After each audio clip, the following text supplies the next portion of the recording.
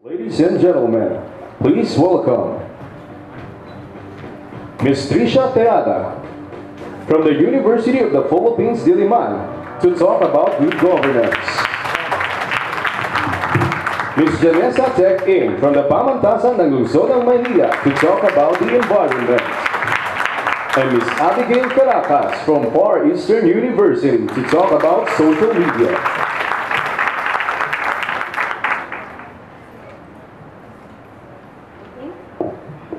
So good morning, everyone. I am Trisha Terada from UP Diliman. So I guess I have to start it because I was the first one who was called. So before I move on to my speech, may I ask everyone, who here thinks that he or she is a leader? Just a few hands. May I see a number of hands? Not everyone. Not everyone is raising his or her hand. Okay, I see a number one by one. Yeah, you see, when I asked you, who thinks here that he or she is a leader? You know, not everyone raised their hands. And from my viewpoint here, it's just the first few people. Actually, maybe some of you were provoked by them to raise your hands because they started it. And that's what leadership is. You have to know where you stand, and because when you know where you stand, people will follow. The common notion when we talk about leadership is that you have a cause. You're fighting for something. But you know what? I believe all of us believe in something. All of us maybe are advocates of women's rights. Maybe some of us are advocates of women's rights. Maybe some of us are fighting for the environment. Some of us may be fighting for whatever cause for human rights, maybe. But you know, it's one thing to actually to believe in something. And it's another thing to believe in something and know what you're fighting for. And the latter is what constitutes leadership.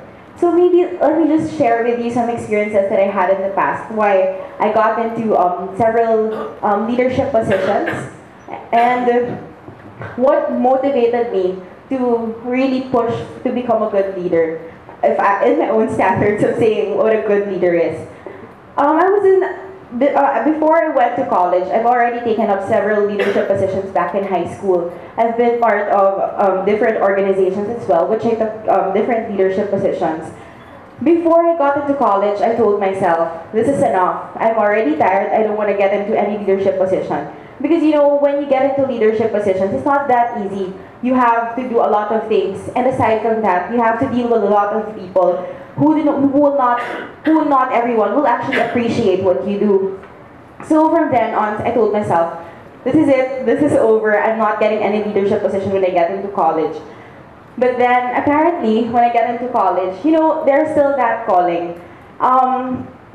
When I started, I joined organizations, but then I said, I will just work, I'll not take any leadership positions. But you know, if you're really passionate about the things you do, leadership will just come naturally.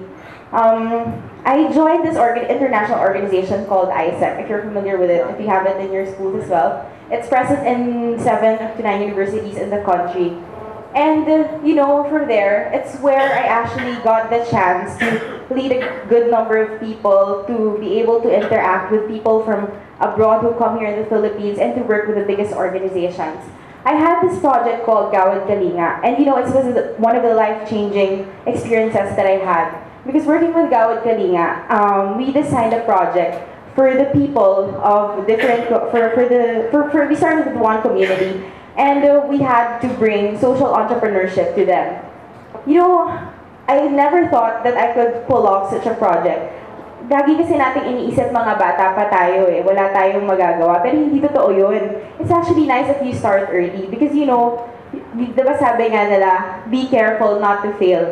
That's true actually. I learned from one of the CEOs I met, instead of actually learning mistakes by himself, he learns from the mistakes of the people who are older than him. So that during our time, he wouldn't be repeating the same mistakes. But for me, it's also okay if we make mistakes as early as now. That's why we should not be afraid to venture on different opportunities, different risks. Because when we make mistakes, it's when we actually learn. Kung magkamali ka, kung mapahiya ka, makakalimutan mo ba yun? Di ba hindi? Palagi mong babalik-balikan yung alaala na nagkamali ka at hindi mo na syempre uulitin yun dahil ayaw mo nang mangyari yun. So going back to my story in Gawad Kalinga, when we started the social entrepreneurship project, we thought that we wouldn't be receiving such positive reception.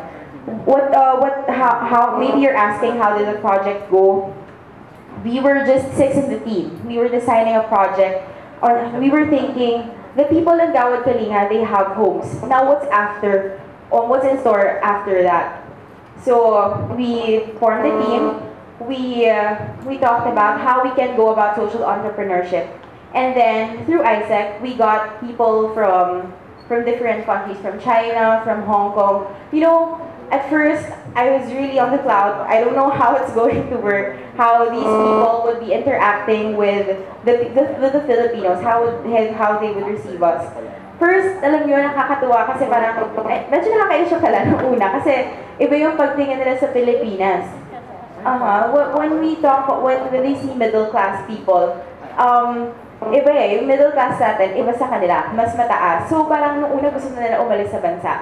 Pero yung makita mo that at the end of the day, these people have been closely tied together with the people in your community. Ayaw na nilang umalis after 8 weeks. And you see that when they go back to their countries, we have a trainee who stayed in Gawad Kalinga, and he started a project, Gawad Kalinga project in Pakistan. Same way we have people from Malaysia, and we have another group of people still reaching out to Gawad Kalinga. We had a German trainee who still went back to the Philippines to become a full-time member of the organization. You know, that's the kind of leadership. You have to start something because the people should be able to follow you. Like with that, alam mo yun, hindi mo maisip na ang bata-bata mo makakagawa ka ng ganun. You see, akala mo you started with 6 people and then it grows. It actually multiplies. So, I guess that's it. That's my story. I am hoping to hear yours soon. Thank you. Good morning, ladies and gentlemen. I'm Janessa Teking from Pamantasan ng Lungsod ng Maynila, and this is my stand on environment. In the beginning, God created the world. There was utter darkness, and then He said that there be light, and there was light. He created the stars, the moon, and the sun. Then He said, let there be water, and there was water. And grass, green grass, with herb-yielding trees and fruit trees yielding fruits. And then He said, let there be fowls that may fly above the earth, great whales, and every living creature that moves. And then He created man in His own image and likeness. And millions of years after God created the world, another kind of God exists. Only this time, that God does not want to create. He wants to destroy. The question is, who is that God? And why, with all the beauty in the world that lies before His very eyes, would He want to wipe it all out? I am not a traveler who has a first-hand account of whatever is happening out there, but I am not blind, and so are you. We see trees being cut down everywhere, grasslands slowly being turned into commercial sites with high-rise buildings and skyscrapers. It may be true that they are part of the development and the economic progress that we'd like to achieve for our country. But trust me, when we grow older, we will look back and yearn to see the beauty there was once.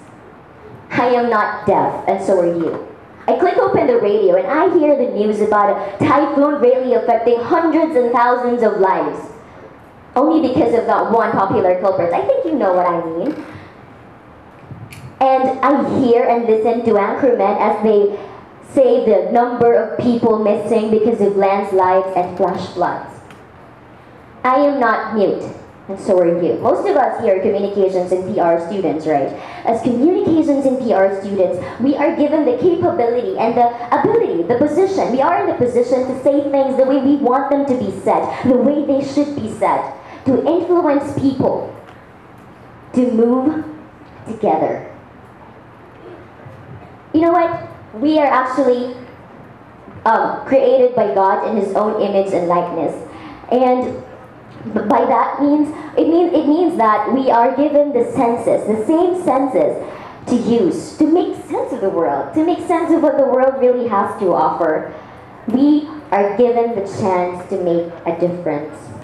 I remember, this is just a very short speech because I want you to ponder on it. What's in it for me if I take care of the environment?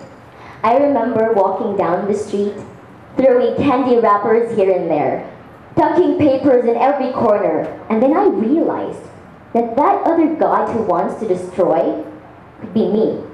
It could be one of my family members, one of my teachers, one of my colleagues, one of my friends, one of my classmates. And who knows, it could be one of you. It could be you. The question is, would you like the book of life to be closed? The call is yours.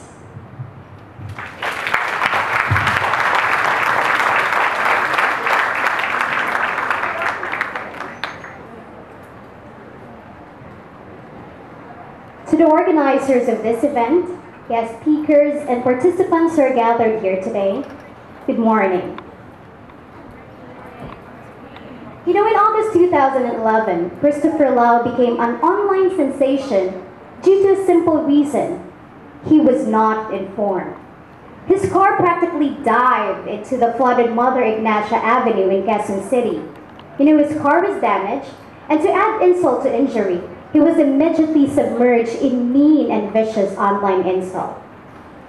I was tasked today to talk about the responsible use of social media. Indeed, we must recognize that social media is one of the most powerful instruments of communication today. There are about 1 billion Facebook users, 800 million users of YouTube, and 500 million Twitter accounts. And currently, there are 30 million Facebook users in the Philippines, which corresponds to about 30% of our population. You know, the rise of social media has given birth to a new era. We now belong to a generation of digital natives. Today, we have the internet to express ourselves. And this is the time when you ordinary people can become journalists. Information can be spread to thousands and even millions of people in just a few clicks. The barriers that once hindered us from effectively airing our sentiments and opinions on the news of today are now shattered into pieces. And the gate of information is now open, and media cannot further hold its keys. But as the saying goes, you know, with great power comes great responsibility. You know, ladies and gentlemen, we have dragged the likes of Christopher Lau into unwarranted fame through social media. Cyberbullying seems to be the norm nowadays. And while many exert too much effort at criticizing him,